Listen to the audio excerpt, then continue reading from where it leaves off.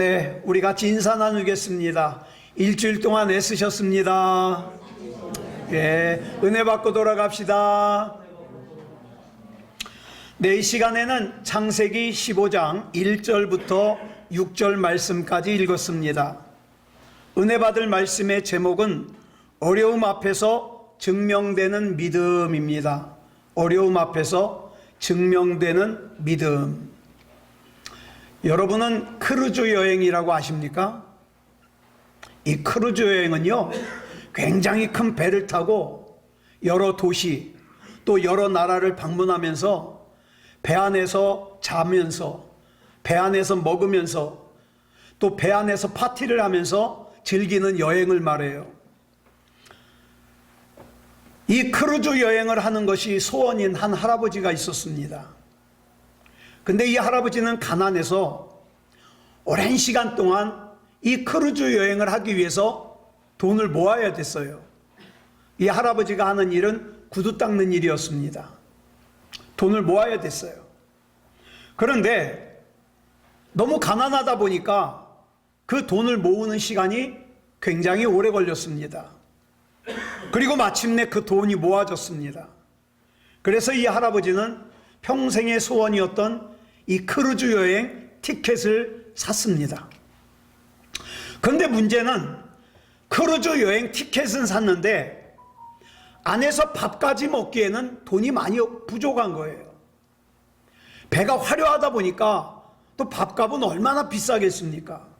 그래서 감히 밥까지 사 먹을 엄두가 나질 않아서 먹을 거는, 여행하는 동안 먹을 거는 집에서 싸가기로 했어요. 드디어 배를 탔습니다. 너무너무 행복하고 황홀한 거예요.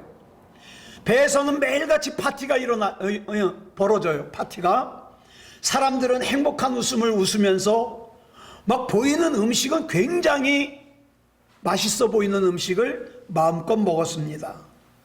그런데 할아버지는 먹는 거에 있어서는 집에서 싸갖고 온 빵, 과자, 치즈 이런 걸로 대신했습니다.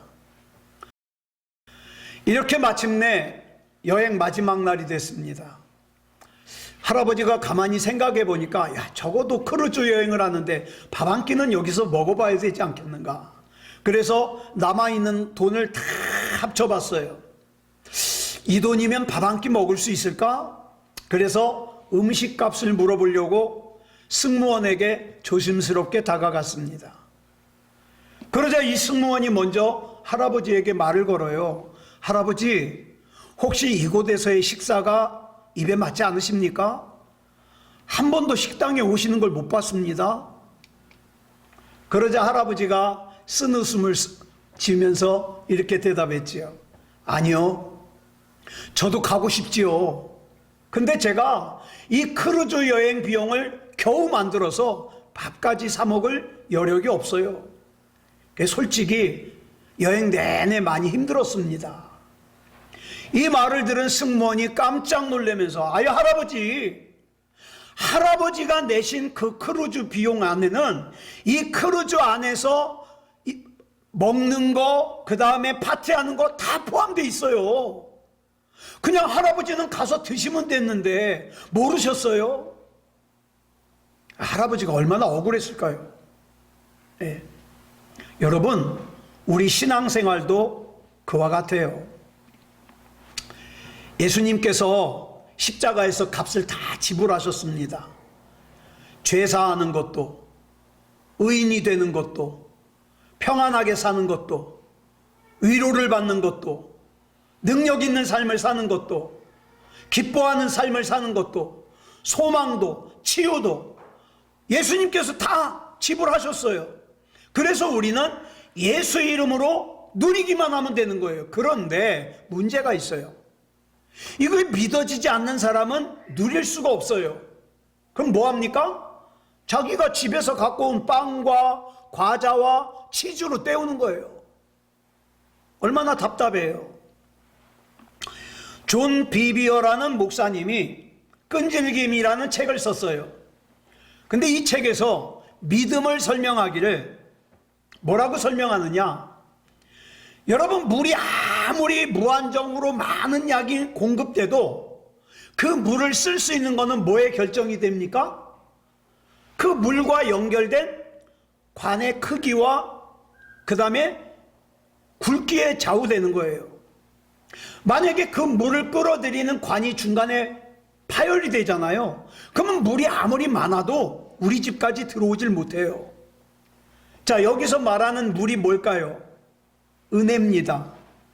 그 많은 물이 어디에서 왔는지, 어떻게 생겼는지 우리는 그것까지 알 필요가 없어요. 분명한 거 한 가지 있습니다. 물은 충분해요. 많아요.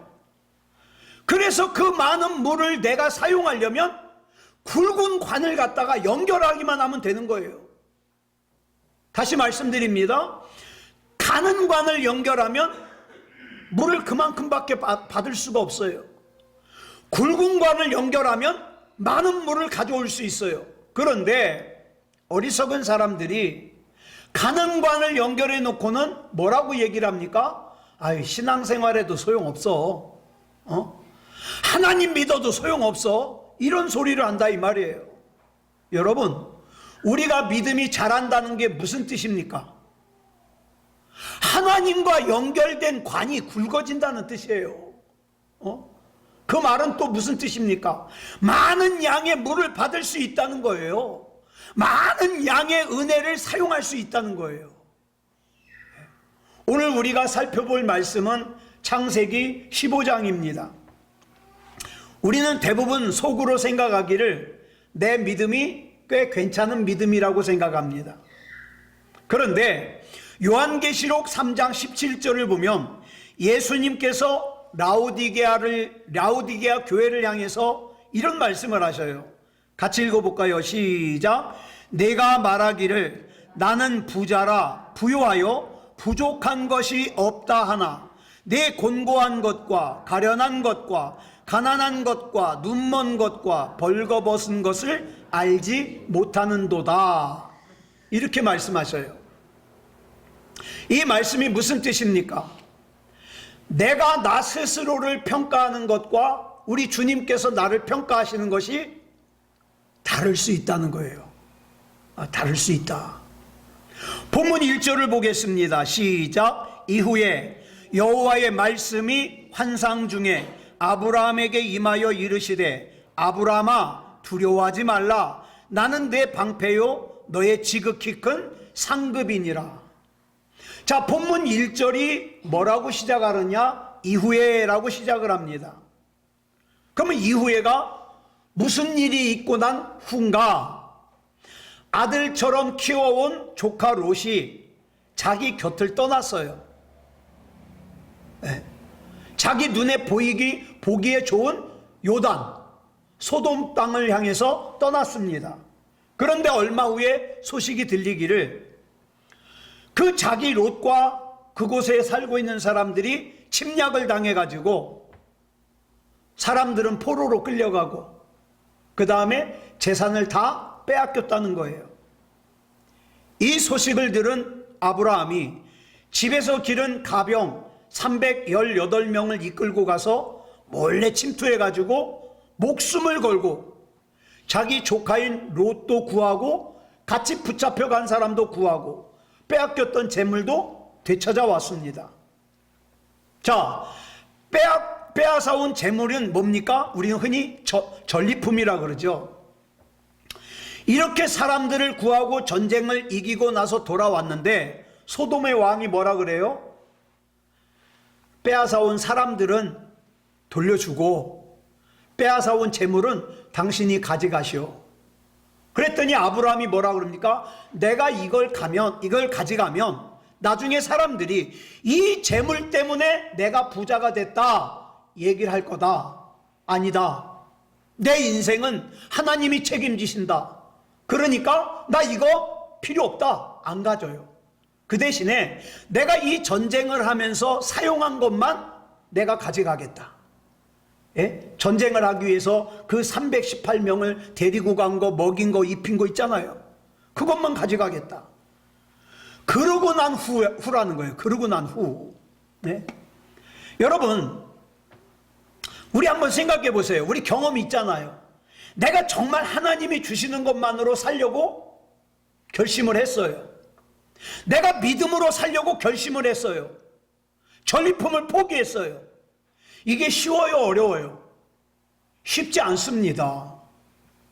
여러분, 세상에는요, 의외로 눈먼 돈이 많아요. 그러니까 내가 그냥 슬쩍 가져도 아무도 몰라. 그 다음에 누구도 뭐라고 안 해. 그거 가져도요. 그러니까 손을 뻗어 가지기만 하면 돼요. 그런데 믿음이 있는 사람은 이게 찝찝한 거예요. 올바르질 못한 거예요. 그렇지만 한번 생각해 보세요. 내가 눈 딱 감고 양심을 한 번만 배신하면 내가 그걸 누릴 수 있거든요. 이럴 때 우리는 믿음을 지키기가 어려운 거예요. 또 한순간 내가 믿음을 지키고 그 재물을 포기했다 그래도 어떻게 해요? 경제적으로 힘들 때마다 그게 생각이 나요. 아이, 그때 그거 가질 걸 그랬나? 응? 그래서 후유증이 생겨요. 여러분, 기억하세요. 믿음은요, 한순간의 허세가 아니에요. 응? 한순간의 허세가 아니라 우리 주님 앞에 서는 날까지 저와 여러분이 한 걸음 한 걸음 걸어가야 되는 길이에요. 한순간 내가 할렐루야 아멘 하고 믿음의 결정을 내렸다 그래서 100% 믿음의 사람이 되는 게 아닙니다. 결단하고 난 이후에도 여전히 내 삶의 현장에서 믿음 때문에 포기해야 됐던 것들이 아까운 생각이 들 때가 있어요. 아, 그때 그건 가질걸. 응? 갈등이 생길 때가 있어요. 자, 이스라엘 백성이 하나님의 명령으로 결단을 하고 애굽에서 나왔어요. 홍해를 건넜어요. 가나안을 향해서 갔습니다. 그렇지만 이 이스라엘 백성이 어떻게 했어요? 어려움을 만날 때마다 모세를 원망해요. 왜 애굽에서 잘 살고 있는 우리를 여기까지 끌어내가지고 죽게 하느냐? 모세를 원망해요. 하나님을 원망해요. 심지어는 야, 우리 돌로 저 모세 때려 죽이고 지도자 새로 세워서 애굽으로 돌아가자, 이렇게 하기까지 해요. 그러므로 여러분 기억하세요. 믿음이라는 것은요, 결단하는 것도 참 어렵고 중요한 일이지만 결단한 믿음을 지켜가면서 사는 것은 더 힘들고 대단한 일이에요. 여러분의 신앙은 왕년보다 더 좋아졌습니까? 나빠졌습니까? 예? 한번 점검해 보자고요. 자, 본문 2절 보겠습니다. 시작. 아브라함이 이르되 주 여호와여 무엇을 내게 주시려 하나이까? 나는 자식이 없사오니 나의 상속자는 이 다메섹 사람 엘리에셀이니이다. 여러분, 내가 믿음으로 살았다 그래서 한순간에 믿음이 두려움이 다 사라지는 게 아니에요. 염려, 걱정이 다 사라지는 게 아니에요. 예를 들어 볼게요. 저기 저 고척동과 신정동 언저리에 이창원이라는 사람이 살고 있어요. 근데 이 사람이요, 자기가 하나님을 믿는다고 자기 인생을 하나님께 다 드리겠대요. 그리고 신학을 하고 목사가 됐어요. 자, 그러면 그 이창원이라고 하는 사람에게는 그 이후로 두려움이 있을까요, 없을까요? 염려, 걱정이 있을까요, 없을까요? 에? 없으면 얼마나 좋겠습니까? 그런데 믿음으로 결단은 했지만 여전히 마음속에 뭐가 있어요? 두려움이 있어요. 낙심이 있어요. 염려도 있어요. 섭섭함도 있어요. 때로는 미움도 있어요. 좌절도 있어요. 절망도 있어요. 지금 아브라함이 자기를 떠난 조카 롯을 구하기 위해서 자기가 살고 있는 헤브론에서 약 180km나 떨어진 단이라는 곳까지 가가지고 조카를 구했어요. 그리고 빼앗겼던 재물을 되찾았어요. 자, 얼마나 멋있습니까?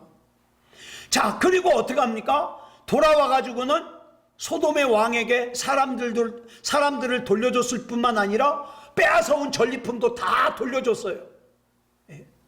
그 다음에 살레망 아비멜렉이라는 사람에게는, 멜기세덱이라는 왕에게는 어떻게 합니까? 11조를 바쳤어요. 자, 그러면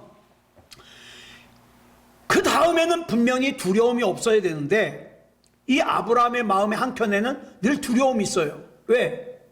자기가 공격해가지고 조카 롯을 구해왔는데, 빼앗긴 재물을 다시 되찾아왔는데, 얘네들이 내가 그렇게 했다는 걸 분명히 알 거거든요. 그러니까 연합해가지고 나한테 쳐들어오면 어떡하나? 그런 두려움이 있어요. 연합해서 쳐들어오면 막을 수가 없어요. 자, 저와 여러분이요, 예배를 드릴 때 어떨 때는요, 하나님의 은혜의 임재하심을 크게 느낍니다. 그런데 대부분의 경우 어떻게 해요? 삶의 현장으로 돌아가잖아요. 그러면 두렵던 것이 여전히 두려워요. 걱정되던 것이 여전히 걱정이 돼요. 자, 이런 저와 여러분의 상태를 하나님이 잘 아시기 때문에 세 가지를 약속을 해 주십니다. 뭘 약속을 해 주시냐? 오늘 본문 1절 말씀에 그 약속이 나오거든요. 다시 한번 보겠습니다. 시작. 이후에 여호와의 말씀이 환상 중에 아브라함에게 임하여 이르시되, 아브라함아 두려워하지 말라. 나는 내 방패요 너의 지극히 큰 상급이니라. 여기서 첫 번째 하는 약속이 뭡니까? 두려워하지 말라. 그 다음에 두 번째 말씀이 뭐예요? 나는 내 방패다. 세 번째는 뭡니까? 나는 너의 지극히 큰 상급이다. 이 세 가지를 말씀하셔요. 자, 그런데 하나님의 이 세 가지의 약속의 말씀에 아브라함이 뭐라고 대답합니까? 본문 2절 시작. 아브라함이 이르되 주 여호와여 무엇을 내게 주시려 하나이까? 나는 자식이 없사오니 나의 상속자는 이 다메섹 사람 엘리에셀이니이다. 자, 여러분 보시기에 이 말씀은, 이 말은 믿음의 고백인 것 같습니까? 원망하는 말 같습니까? 어떤 말 같아요? 이런 뜻이에요. 하나님께서 나의 방패시라고요? 지극히 큰 상급이시라고요? 그런 말씀 마십시오. 하나님께서 저한테 아들을 주신다고 한 지가 이미 14년이 지났습니다. 그런데 제 아내는 여전히 임신을 못하고 있습니다. 하나님께서 그러셨죠? 동서남북을 보라고. 보이는 땅 다 주신다 그랬죠? 근데 저는 여전히 제가 죽어 묻힐 땅 한 평도 없습니다. 제게 복을 주어서 형통하게 하신다고 제 고향을 떠나라 그랬잖아요. 그 갈대아 우르를 떠나라 그랬잖아요. 그런데 형통하기는커녕 지금 제가 살고 있는 것은 내가 예전에 살았던 그 갈대아 우르와 비교하면 형편없는 척박한 땅입니다. 이런 얘기예요. 그런데 본문 3절을 보니까 여기에서 멈추는 것이 아니라 아브라함이 한 걸음 더 나아갑니다. 시작. 아브라함이 또 이르되 주께서 내게 씨를 주지 아니하셨으니 내 집에서 길린 자가 내 상속자가 될 것이니이다. 자, 종을 상속자로 하는 이유가 뭐 때문이라 그래요? 아브라함이? 하나님께서 씨를 주지 않았기 때문에. 즉 누구 때문이라는 거예요? 하나님 때문이라는 거예요. 하나님 원망하고 있어요. 여러분 예배 때 나와서 아멘 아멘 한다고 다 믿음다운 믿음이라고 생각하지 마십시오. 진짜 믿음은 저와 여러분의 삶의 현장으로 나갔을 때, 나를 둘러싼 환경과 처지와 형편이 내가 원하는 대로, 내가 기대하는 대로 풀리지 않고 어려움이 닥쳤을 때, 그래서 내 마음속에 반항적인 생각이 자꾸 생겨날라 그럴 때, 그때 여전히 하나님 앞에 하나님이 아니면 안 됩니다 라고 하나님 앞에 가지는 믿음이 진짜 믿음다운 믿음이에요. 이걸 잘 다스리지 못하는 사람은요, 하나님께서 기뻐하시지 않는 생각을 늘 합니다. 하나님께서 기뻐하지 않는 마음을 늘 가집니다. 하나님께서 기뻐하지 않는 행동을 합니다. 그러면서 뭐라 그래요? 이 책임이 다 누구에게 있다? 하나님께 있다. 하나님, 그러니까 진작에 나를 부자로 만들어 주셨으면 제가 헌금 많이 할 거 아니에요? 그러니까 진작에 나를 높은 직급에 올려주셨으면 제가 내 부하 직원들 전도할 거 아니에요?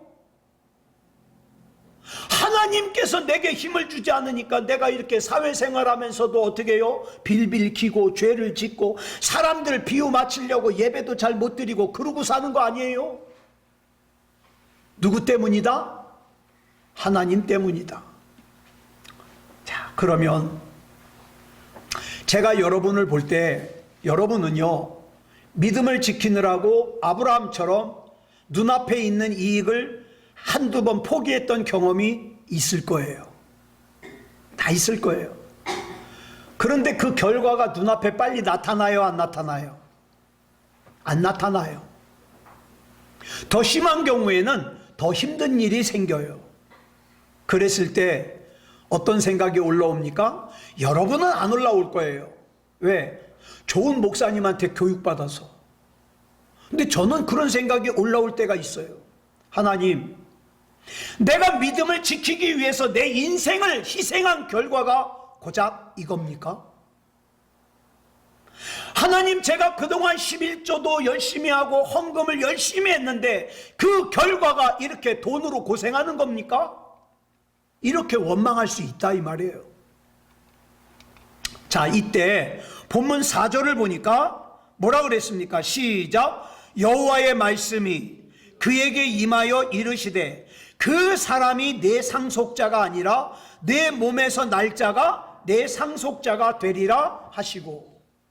자, 이어지는 5절 보겠습니다. 시작. 그를 이끌고 밖으로 나가 이르시되 하늘을 우러러 뭇별을 셀 수 있나 보라.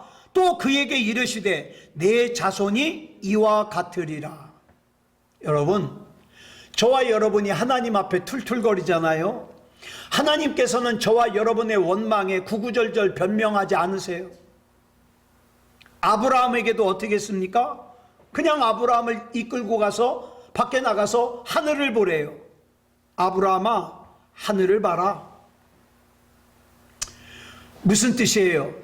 아브라함아, 지금 당장 내 눈앞에 있는 문제만 보지 말고 하나님을 봐라. 이 뜻이에요. 아브라함은 지금 당장 눈앞에 펼쳐진 환경만 봤어요. 아들이 없어요. 언제 보복을 당할지 몰라요. 내 땅 한 평 없어요. 환경만 봤어요. 그리고 어떻게 해요? 아들도 이제 나랑 내 아내 사라랑 나이가 많아서 이제 아들을 낳는다는 것이 불가능하다고 생각돼요. 그런데 아브라함이 착각한 것이 내가 생각하기에 불가능하면 하나님도 불가능할 거다, 이렇게 생각하는 거예요. 그런데 그런 아브라함에게 하나님께서 하늘을 보라 그러더니 물어보셔요.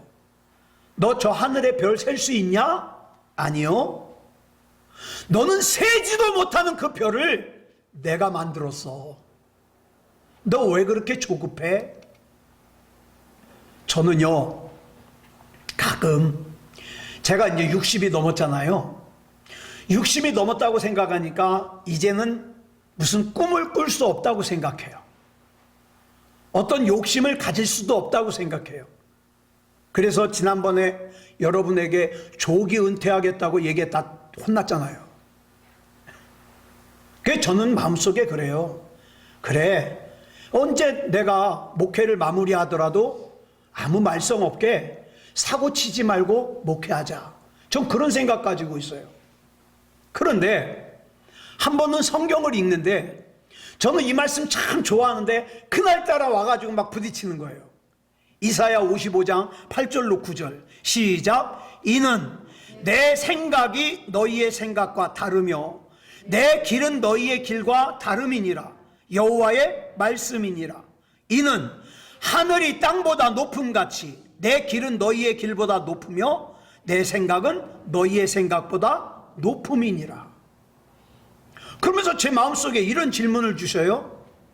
야, 이 목사야, 너 지금 너의 집과 가정은 내 힘으로 세운 거니? 암만 생각해도 아니거든요. 아니요. 내가 지금 목회하는 새소망교회는 내 힘으로 세운 거니? 분명히 말씀드릴 수 있어요. 아니요. 내 길보다 높은 나의 길이, 내 생각보다 높은 나의 생각이 지금까지 너를 인도하지 않았냐? 맞아요. 근데 왜 그렇게 무기력하니? 할 말이 없죠. 할 말이. 하나님의 이 말씀에 아브라함이 어떤 반응을 보입니까? 본문 6절 보겠습니다. 시작. 아브라함이 여호와를 믿으니 여호와께서 이를 그의 의로 여기시고. 여러분, 이 말씀이, 창세기 15장 6절 말씀이 아브라함의 인생 가운데서 믿음이라는 단어가 처음 나오는 말씀이에요. 처음. 우리는 여기서 이 믿음이라는 말에 주의를 해야 돼요. 여러분, 죄송한 말씀 드릴게요. 여러분들이 예배당에 나와서 예배에 참석했다고 해서 여러분이 다 믿음다운 믿음이 있는 게 아니에요. 여러분이 목사, 장로, 권사, 집사라는 직분을 가지고 있다 그래서 다 믿음다운 믿음을 가지는 것이 아니에요. 진짜 믿음은요, 내가 하나님 앞에 반항할 수밖에 없는 상황과 처지와 형편에서도 여전히 내가 하나님을 신뢰하면서, 하나님, 그래도 나는 하나님 믿습니다. 나는 하나님이 아니면 안 됩니다. 라고 고백하는 믿음. 이 믿음이 믿음다운 믿음이에요. 자, 그런데 여러분, 우리가 흔히 믿음의 조상이라고 알고 있는 이 아브라함 보세요. 본문 6절에서 아브라함이 여호와를 믿으니 여호와께서 그것을 의로 여기셨다고 분명히 말씀이 나왔어요. 즉 하나님께서 아브라함의 믿음을 인정하신 거예요.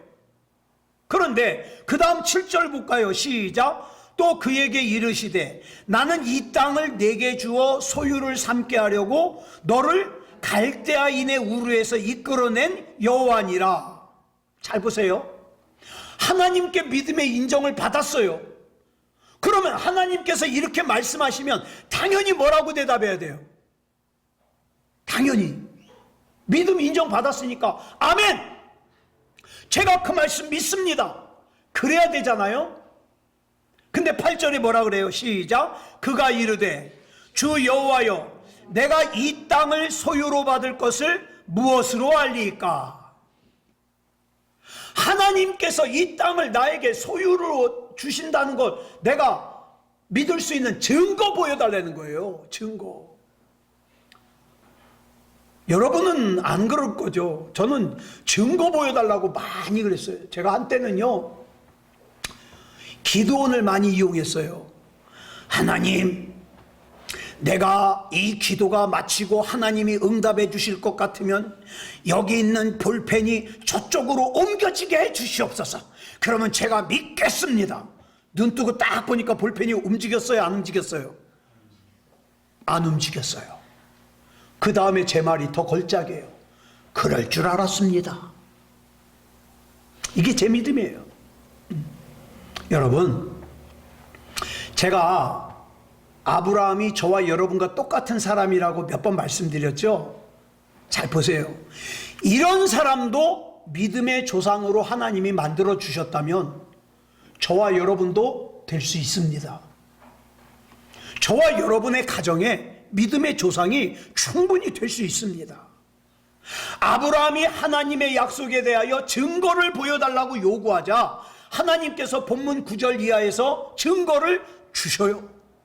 자, 본문 9절 보겠습니다. 시작. 여호와께서 그에게 이르시되 나를 위하여 3년 된 암소와 3년 된 암염소와 3년 된 수양과 산비둘기와 집비둘기 새끼를 가져올지니라. 자, 보세요. 지금 여러분의 상황과 처지와 형편이 어떨 때는요, 너무 힘들어서 이창훈 목사가 하는 설교가 귀에 들어오지 않을 때가 있을 거예요. 정말 하나님 앞에 이게 뭡니까? 라고 반항하고 싶은 생각이 들 정도로 힘들고 답답할 수가 있습니다. 지금 아브라함도요, 하나님의 약속을 받기는 받았지만 지금 당장 뭐예요? 빈손이에요. 하나님의 약속이 피부적으로 와 닿질 않아요. 그래서 하나님께 일종의 반항하는 자세로 증거 보여달라는 거예요. 그랬더니 하나님이 뭐라 그래요? 본문 9절에서 제물을 준비해라. 이 제물 뭐 하려고 준비하라 그러실까요? 뭐 하려고? 당연히 예배 드리려고. 여기서 우리가 알 수 있는 중요한 것이 하나 있습니다. 하나님께서는 하나님의 약속의 증거를 뭘 통해서 주실까요? 살아있는 예배를 통해서 주십니다. 그러니까 어떤 사람이 기도가 용하다 그래서 거기 가서 머리 디밀지 마세요. 헛짓거리예요. 하나님은요, 내 믿음에 따라서 주십니다. 내 믿음에 따라서. 하나님께서는 저와 여러분이 막연하고 추상적인 믿음에서 벗어나서 내가 일상적인 삶에서 살아있는 예배를 드릴 때 그 살아있는 예배를 통하여 하나님께서 약속하신 것들이 이루어지게 해주신다 이 말이에요. 이때 이 예배는요, 반드시 희생과 순종을 필요로 합니다. 지금 하나님께서 준비하라고 하는 제물들을 보세요. 하나님께서 약속하신 축복이 이루어질 거라는 증거를 보여달라고 그랬더니 뭐라 그럽니까? 하나님께서 야, 3년 된 암소 준비해, 3년 된 암연소 준비해, 3년 된 수양 준비해, 산비둘기와 집비둘기 새끼 준비해. 만약에 이 말씀에 아예 하나님께서는 증거 보여달라고 그랬더니 또 제물을 바치라고 요구하시네? 이것이 마음에 들지 않으면 하나님의 약속을 경험할 수 없어요. 혹시라도 내가 예배에 참석해 주는 것만도 어디라고 자꾸 나한테 뭘 요구해? 자꾸 헌금을 요구해? 만약에 그런 생각이 드신다면 헌금하지 마세요. 왜? 그런 마음을 가지고 하는 헌금은 그건 쓰잘데기가 없어요. 하나님의 약속과 증거를 체험하는 살아있는 예배를 드린다면 반드시 제물을 준비해야 되는데, 이 제물 중에서 가장 중요한 제물이 뭐냐? 산 제사로 드리는 내 마음과 내 몸입니다. 내 마음과 내 몸을 하나님 앞에 드리지 않고 결과를 얻을 생각을 말아요. 자, 본문 10절 보겠습니다. 시작. 아브라함이 그 모든 것을 가져다가 그 중간을 쪼개고 그 쪼갠 것을 마주 대하여 놓고 그 새는 쪼개지 아니하였으며. 자, 여기 보니까 다른 제물들은 다 쪼갰는데 새는 쪼개지 않았어요. 집비둘기, 산비둘기는 쪼개지 않았어요. 제가 어떤 목사님 설교를 듣는데 이 부분을 이렇게 풀이를 하시더라고요. 아브라함이 순종을 하긴 했는데 다 순종하진 않았다. 맞아요? 틀려요? 틀려요. 그거 아니에요. 왜 그러느냐? 레위기 1장 14절로 17절을 보면 비둘기를 바칠 때는요, 쪼개지 말라고 나와요. 자, 그런데 아브라함이 이 레위기를 썼을 때보다 훨씬 이전 사람이거든요. 그러면 아브라함은 이걸 어떻게 알았을까요? 하나님의 영의 인도하심을 받은 거예요. 예? 반항하려고 안 쪼갠 게 아니에요. 근데 문제는 그 다음이에요. 11절 보겠습니다. 시작. 솔개가 그 사체 위에 내릴 때에는 아브라함이 쫓았더라. 우리가 하나님 앞에 순종해가지고 믿음다운 믿음으로 정말 예배를 잘 드리면은 내 옆에 있는 사람들이 다 박수치고 칭찬해주고 환영할 것 같은데, 여러분, 이 땅에선 그렇지 않아요. 네? 어떡합니까? 솔개가 나타나서 방해를 합니다. 교회에서 내가 아무리 순수한 마음으로 깨끗한 마음으로 헌신을 하고 예배를 드려도 모든 사람들이 다 박수치고 좋아하지 않아요. 솔개라는 존재가 있는데 방해를 해요. 더 중요한 것은 우리 자신이 예배를 드리려는 사람들에게 드리려고 할 때 다른 사람이 솔개 같은 존재가 돼서 내 예배를 방해하는 것도 물론 중요하지만, 내가 다른 사람이 예배를 드리려고 그럴 때 그 예배를 방해하는 솔개 같은 방해자가 되면 안 되겠다.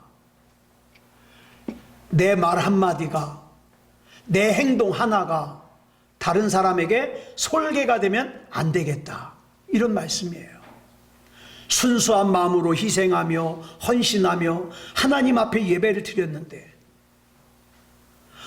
하나님의 축복이 임하기는커녕 불평꾼과 방해꾼이 나타나가지고 나를 시험 들게 할 때가 있습니다. 이 땅에서는. 게다가 본문 12절 볼까요? 시작. 해질 때에 아브라함에게 깊은 잠이 임하고 큰 흑암과 두려움이 그에게 임하였더니.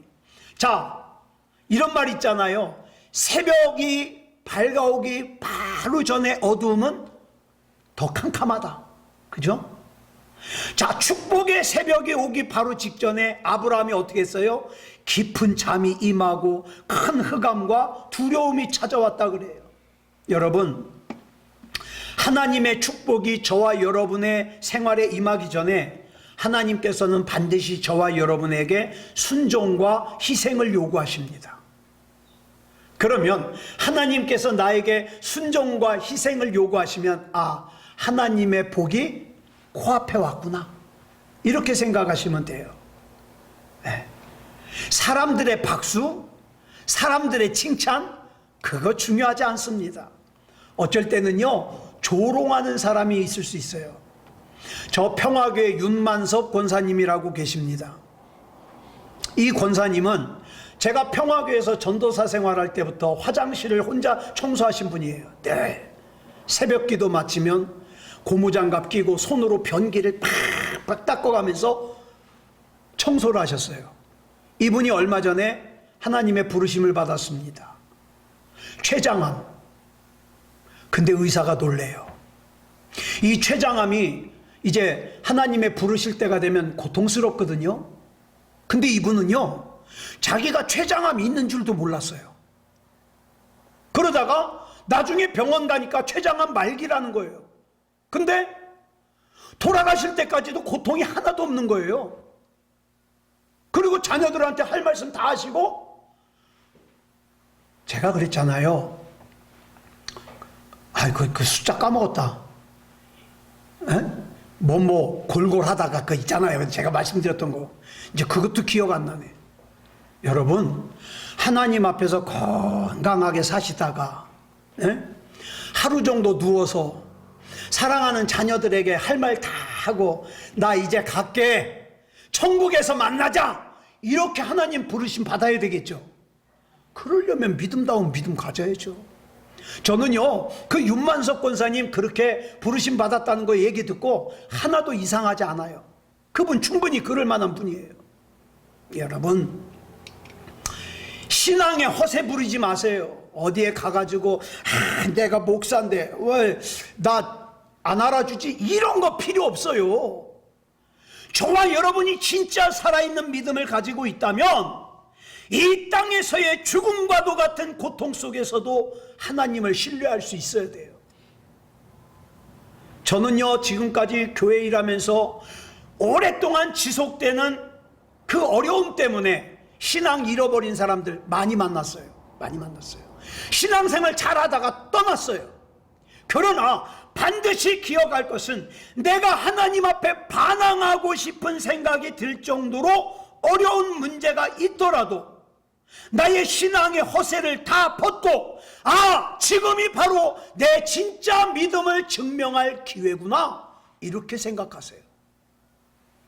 물론 우리가 하나님 앞에 예배를 잘 드리고 신앙생활 잘하면 하나님께서 이 어두운 세상 가운데 나 지켜주십니다. 근데 우리는 대부분 여기까지만 믿는 믿음을 가지고 있어요. 이런 우리의 기대와 다르게 내 인생이 펼쳐지면 어떡하겠습니까? 말씀을 정리하겠습니다. 진짜 믿음은요, 평안할 때 잘 드러나지 않아요. 제가 금요일 날도 강조했잖아요. 평안할 때는 잘 드러나질 않아요. 내 뜻대로 일이 잘 풀릴 때는 하나님 그럴 줄 알았습니다. 내 하나님 믿습니다. 믿음이 있으면 이 정도는 다 해요. 근데 진짜 믿음은 어려울 때 드러나요. 길이 막힐 때, 내가 기대한 대로 풀려지지 않을 때, 헌신했는데 내게 돌아오는 것은 손해라고 여겨졌을 때, 사람에게 상처받고 내 삶이 무너질 때, 여러분 그런 때에도 여전히 하나님, 그래도 내가 믿는 하나님은 선하신 줄 믿습니다. 그 하나님은 여전히 나의 방패이십니다. 그래도 하나님은 나의 큰 상급이십니다. 나는 하나님 아니면 안 됩니다. 이렇게 고백하는 것은 쉽지 않다. 쉽지 않다. 근데 이것이 진짜 믿음이에요. 자, 그래서 우리가 어려움을 당할 때 허세 믿음이 벗겨지고 진짜 믿음이 증명되는 기회라는 거예요. 아무쪼록 오늘 환경보다, 오늘 나를 둘러싼 처지와 형편보다 더 크신 하나님을 바라보면서 하나님을 끝까지 신뢰하는 믿음다운 믿음을 가진 저와 여러분이 되기를 그리스도 예수님의 이름으로 축복합니다. 기도하겠습니다. 사랑하는 주님, 감사합니다. 하나님의 은혜로 여기까지 왔습니다. 하나님, 앞으로 나의 남겨진 시간들이 얼마나 되는지는 알 수가 없지만 내 지나온 인생 가운데 가장 믿음다운 믿음의 때가 되게 하시고 하나님 앞에 귀하게 쓰임받는 때가 되게 하시고 하나님을 기쁘시게 하는 시간들이 되게 해 주시옵소서. 하나님, 나를 둘러싼 상황과 처지와 형편보다 우리 하나님이 훨씬 더 크심을 고백합니다. 우리 하나님의 은혜 가운데 이 고백이 우리의 삶으로 드러나게 해 주시옵소서. 우리 하나님 붙잡아 주시고 인도해 주실 줄 믿사오며 그리스도 예수님의 이름으로 감사하며 기도드렸사옵나이다. 아멘.